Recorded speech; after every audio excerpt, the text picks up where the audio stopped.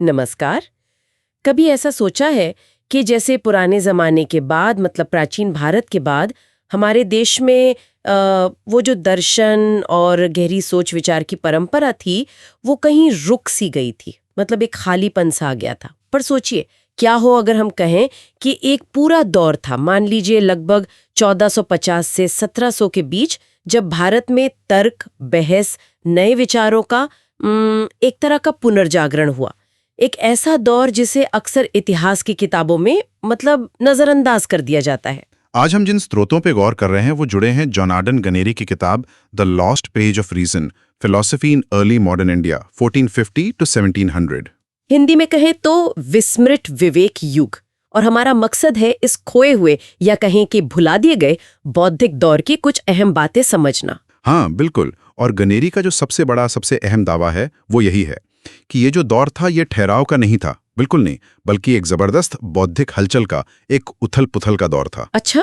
आमतौर पर देखिए क्या माना जाता है कि भारतीय दर्शन या तो बहुत प्राचीन है, वेद उपनिषद वाला, हाँ, या फिर आधुनिक, या फिर एकदम आधुनिक काल का, बीच का समय जैसे खाली सा। गनेरी इसी धारणा को, इसी सोच को तोड़ते हैं। वो दिखाते हैं कि कैसे इस तथाकथित मध्ययुग में दर्शन रुका नहीं, बल्कि उसने पुरानी बातों पर गहराई से सोचा भी और क्या कहते हैं, नई दिशाएं भी लीं। तो फिर चलिए इस विस्मृत युग को थोड़ा और खोलते हैं। मतलब माहौल कैसा था उस समय का?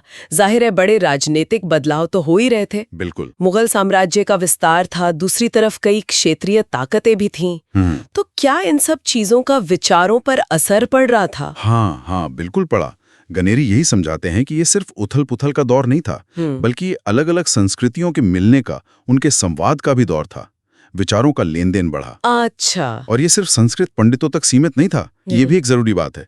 ब्रज भाषा, बंगाली, फारसी, मतलब आम लोगों की जो भाषाएं थी, उनमें भी गहरी दार्शनिक बातें हो रही थीं, लिखी जा रही थीं। वाह। हाँ, जैसे अकबर का इबादत खाना देख लीजिए, या छोटे छोटे रजवाड़ों के दरबार, वहाँ विद्वानों को मंच मिल रहा था।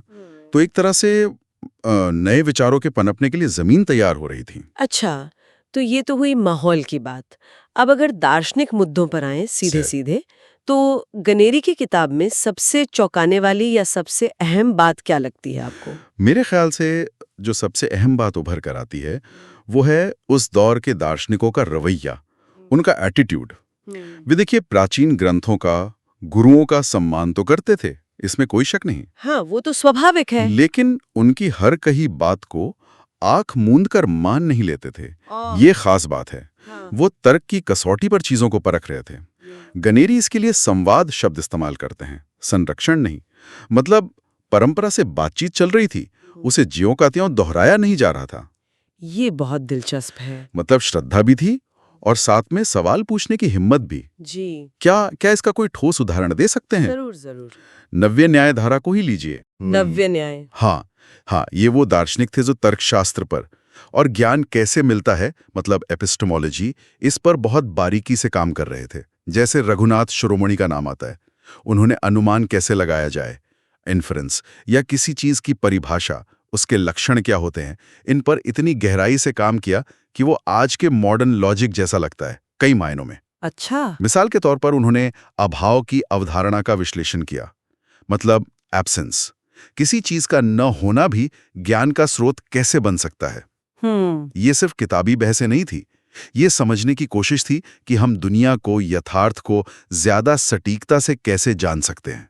तो ये नव्य न्याय वाले तो तर्क पर बहुत ही ज्यादा जोर दे रहे थे, पर क्या ये रुझान, ये ट्रेंड बाकी दार्शनिक स्कूलों में भी दिख रहा था? जैसे अद्वैत वेदांत, उसे तो अक्सर रहस्यवादी माना जाता है। हाँ, यही तो गनेरी की एक और महत्वपूर्ण खोज है, या कहिए कि वो इस पर रोशनी डालते हैं। अद्वैत वेदांत भी, जिसे हम अक्सर बस आत्मा ब्रह्म की एकता और रहस्यवाद से जोड़ते हैं, हाँ बिल्कुल, वो भी उस दौर में तर्क का भरपूर इस्तेमाल कर रहा था।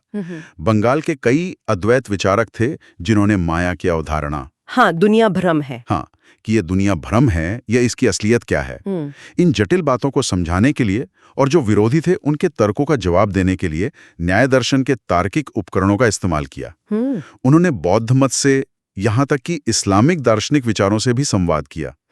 गनेरी एक विचारक को कोट करते हुए कहते हैं कि उनके लिए तर्क ब्रह्म का दुश्मन नहीं, बल्कि उसे समझने का जरिया था। वाह, ये तो कमाल की बात है। यानी आध्यात्मिकता और तर्क साथ साथ चल रहे थे, एक दूसरे को काट नहीं रहे थे, बल्कि शायद मदद कर रहे थे। बिल्कुल बिल्कुल। अच्छा। और इसी तरह आपने शुरू में सौंदर्य शास्त्र मतलब रस सिद्धांत का भी जिक्र किया था। उसमें क्या नया हो रहा था? सही।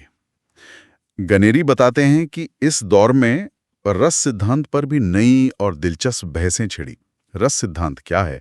वो भावनाओं के अनुभव को, खासकर कला के जरिए जो भावनाएं महसूस होती हैं, उन्हें समझने की कोशिश करता है। हाँ, काव्य शास्त्र में पढ़ा है। हाँ, तो उस समय के विचारक ये सवाल उठा रहे थे कि क्या भावनाएं जो इतनी व्यक्तिपरक होती हैं, सब्जेक्टिव होती हैं, क्या उनका भी तार्किक विश्लेषण हो सकता है? क्या रस का अनुभव हमें अपने मन, अपनी चेतना के बारे में कुछ सिखा सकता है? तो ये सिर्फ कविता या नाटक की बात नहीं रह गई थी। ये मन और ज्ञान के जो बड़े दार्शनिक सवाल हैं, उनसे जुड़ रही थी। तो कुल मिलाकर देखें, गनेरी हमें भारतीय दर्शन के एक ऐसे अध्याय से मिलवा रहे हैं जिसके बारे में वाकई बहुत कम बात होती है। एक भूला हुआ अध्याय। बिल्कुल। और निष्कर्ष यही निकलता है कि ये जो दौर था 1450 से 1700 का भारत, ये बौद्धिक रूप से सोया हुआ नहीं था, बिल्कुल नहीं। यहाँ तर्क का, विश्लेषण का, नई विचारों का एक जीवंत माहौल था, बहुत वाइब्रेंट था। इसने न सिर्फ भारत की अपनी दार्शनिक परंपराओं को मांझा, उनको परिष्कृत किया, बल्कि शायद ये दुनिया भर में विवेक या रीजन की जो अवधारणा है, उसे देखने का हमारा नजरिया भी बदल सकता है। ये वाकई बहुत सोचने पर मजबूर करता है। क्या तर्क या रीजन पर सिर्फ पश्चिमी दुनिया का ही एकाधिकार है या रहा है? गनेरी का काम तो इस धारणा को सीधी चुनौती दे रहा है। और इसी से जुड़ा एक और भी बड़ा सवाल मन में आता है ना, कि दुनिया की अलग-अलग संस्कृतियों में, अलग-अलग जगहों पर ऐसे और कितने विस्मृत विवेक युग हो सकते हैं। सही बात है। कितने ऐसे दौर होंगे जब इंसानी दिमाग ने नई उड़ानें भरी होंगी, लेकिन वो इतिहास के पन्नों में कहीं खो गए, जिनके बारे में हम जानते ही नहीं। बिल्कुल। अगर आपको भी ये जानकारी दिलचस्प लगी और आप ऐसे ही और विषयों पर और किताबों पर गहरी जानकारी चाहते हैं, तो हमें सब्सक्राइब करें, इस चर्चा को लाइक करें और अपने दोस्तों के साथ, जानने वालों के साथ शेयर ज़रूर करें। और हाँ, सबसे ज़रूरी बात, कमेंट्स में हमें ज़रूर बताएं कि अगली बार हमें किस किताब या किस विषय पर ऐसी ही गहन चर्चा करनी चाहिए। हमें आपके सुझावों का इंतज़ार रहेगा।